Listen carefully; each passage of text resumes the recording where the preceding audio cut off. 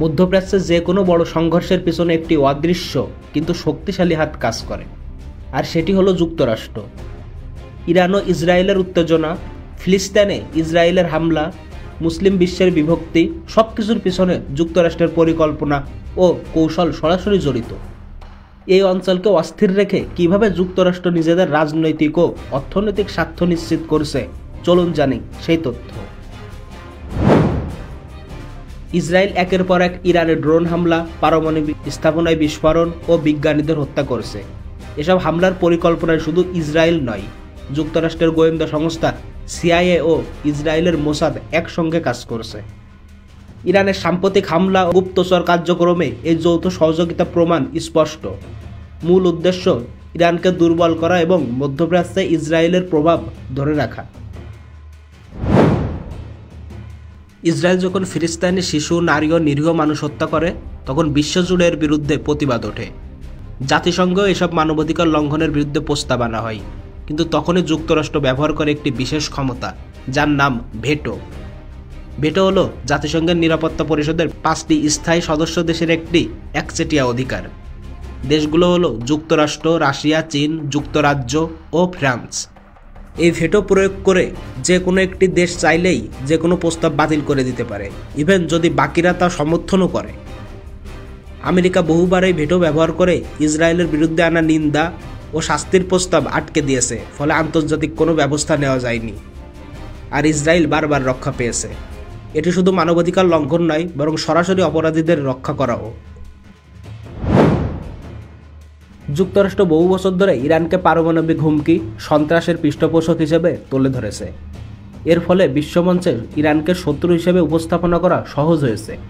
বিপরীতে ইসরায়েলকে দেখানো হয়েছে নিরাপত্তার প্রতীক হিসেবে। এই কৌশলের মাধ্যমে ইরানকে একঘরে করে রাখা হয়েছে, আর ইসরায়েল পেয়েছে আন্তর্জাতিক সহানুভূতি। এমনকি ইরানের বিরুদ্ধে কঠোর নিষেধাজ্ঞা আরোপ করে যুক্তরাষ্ট্র, তাদের অর্থনীতি দুর্বল করে ফেলে যাতে তারা প্রতিরোধ করতে না পারে। অথচ ইসরায়েল দিনের পর দিন আন্তর্জাতিক আইন লঙ্ঘন করেও শাস্তির মুখ দেখেনি। এটি একটি সুপরিকল্পিত রাজনৈতিক ষড়যন্ত্র, যেখানে ভিকটিম ইরান আর নায়ক বানানো হয়েছে আগ্রাসী ইসরায়েলকে। যুক্তরাষ্ট্রের অস্ত্র শিল্প একটি অর্থনৈতিক খাত, তাই যুদ্ধ চললেই তাদের লাভ। ইসরায়েল, সৌদি আরব, আমিরাতের মতো দেশগুলো তাদের কাছ থেকেই প্রতি বছর বিলিয়ন ডলারের অস্ত্র কেনে। যুদ্ধ চললে এসব অস্ত্রের চাহিদা বাড়ে, ফলে ইসরায়েল ইরান উত্তেজনা বা ফিলিস্তিনি হামলা সবই আমেরিকার অস্ত্র ব্যবসার জন্য লাভজনক। যুদ্ধের মাধ্যমে তৈরি হয় ভয়, আর সেই ভয় থেকেই দেশগুলো অস্ত্র কিনতে বাধ্য হয়। যুক্তরাষ্ট্র শুধু অস্ত্র দেয় না, তারা চুক্তির মাধ্যমে সামরিক ঘাঁটি স্থাপনা করে ও সেই দেশগুলোর নিরাপত্তার দায়িত্ব নেয়। এতে অস্ত্র বিক্রি হয়, প্রভাব বাড়ে, আর পুরো অঞ্চল হয়ে পড়ে তাদের নিয়ন্ত্রণে। যুক্তরাষ্ট্র একদিকে ইসরায়েলের পক্ষে দাঁড়ায়, অন্যদিকে আরব দেশের সঙ্গে চুক্তি করে। ইরানকে শত্রু বানিয়ে সৌদি আরব, বাহরাইন, আমিরাতের মতো দেশগুলোকে নিজের ঘনিষ্ঠ করে ফেলে। এই বিভাজনের ফলে মুসলিম দেশগুলো নিজেদের মধ্যে দ্বন্দ্বে জড়িয়ে পড়ে। এতে যুক্তরাষ্ট্র আরও সহজে মধ্যপ্রাচ্যে নিজেদের নিয়ন্ত্রণ বজায় রাখতে পারে। মুসলিম দেশগুলোর মধ্যে ঐক্য না থাকায় ফিলিস্তিনের পক্ষে কোনো কার্যকর প্রতিরোধ গড়ে ওঠে না।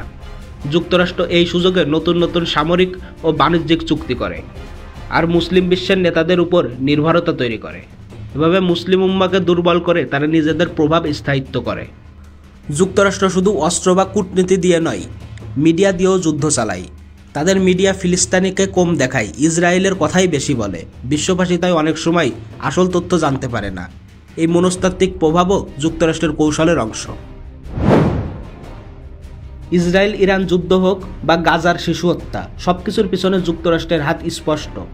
তারা অস্ত্র দেয়, পরিকল্পনা করে, আর নিজেদের স্বার্থে সংঘাতকে দীর্ঘ করে। এই সংঘাত দেখে যারা কাঁদে তারা সাধারণ মানুষ, আর যারা হাসে তারা যুদ্ধ ব্যবসায়ী। আজ আমরা দেখতে পাই মধ্যপ্রাচ্যের প্রতিটি আগুনে ঘি ঢালছে যুক্তরাষ্ট্র। তারা কখনো শান্তির বার্তা দেয়, কখনো সন্ত্রাস বিরোধী অভিযান চালায়, কিন্তু সবই এই সুপরিকল্পিত প্রভাব বিস্তারের কৌশল।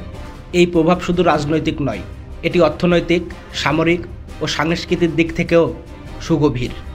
যেখানে শিশুরা বাঁচার জন্য কাঁদছে, সেখানে যুক্তরাষ্ট্রে বসে কন্ট্রাক্ট সাইন হচ্ছে নতুন অস্ত্রের সরবরাহের। যেখানে ফিলিস্তিনি মায়েরা সন্তান হারিয়ে আত্মনাদ করছে, সেখানে ওয়াশিংটনের করিডোরে পররাষ্ট্র নীতির নামে নতুন সত্য বসানো হচ্ছে। বিগত কয়েক দশক ধরে যুক্তরাষ্ট্র বিভিন্ন অঞ্চলে গণতন্ত্র ও মানবাধিকারের নামে প্রবেশ করেছে, কিন্তু বাস্তবে তা ছিল স্বার্থরক্ষার ছদ্মবেশ। ইরাক, আফগানিস্তান, লিবিয়া, সিরিয়া সবখানেই তারা এসেছে, ধ্বংস করে গেছে, কিন্তু শান্তি ফেরত দেয় নাই। ইসরায়েল এই সময় যুক্তরাষ্ট্রের একটি প্রক্সি রাষ্ট্রে পরিণত হয়েছে, যার মাধ্যমে মুসলিম বিশ্বের হৃদয়ে বারবার বিষ ঢালা হচ্ছে। তারা জানে মধ্যপ্রাচ্য অস্থির থাকলে তেল, অস্ত্র ও আধিপত্য সবই নিয়ন্ত্রণে রাখা সম্ভব। ফিলিস্তিনের উপর ইসরায়েলের বর্বরতা বন্ধ হতে পারত যদি যুক্তরাষ্ট্র চাইত। জাতিসংঘের ভেটো ব্যবহার করে তারা শুধু প্রস্তাব আটকে দেয় না, বরং অন্য দেশগুলোকেও চাপে রাখে যাতে তারা নীরব থাকে। এই অবস্থায় বিশ্ববাসীকে ভাবতে হবে, এই সংঘাত আসলেই ধর্মীয় নাকি রাজনৈতিক? এই রক্তপাত আসলে দুই পক্ষের ভুল নাকি পরিকল্পিত একটি একপাক্ষিক নিপীড়ন? যুক্তরাষ্ট্র যদি সত্যিকারের অর্থে শান্তি চাই, তবে তাকে অস্ত্র নয়, আলোচনা ও ন্যায় বিচারের পথে হাঁটতে হবে। কিন্তু দুর্ভাগ্যজনকভাবে তাদের ইতিহাস বলে তারা কেবল সেই শান্তি চাই যা তাদের আধিপত্য অক্ষুণ্ণ রাখে। এই যুদ্ধ কেবল বোমার নয়, বিবেকেরও।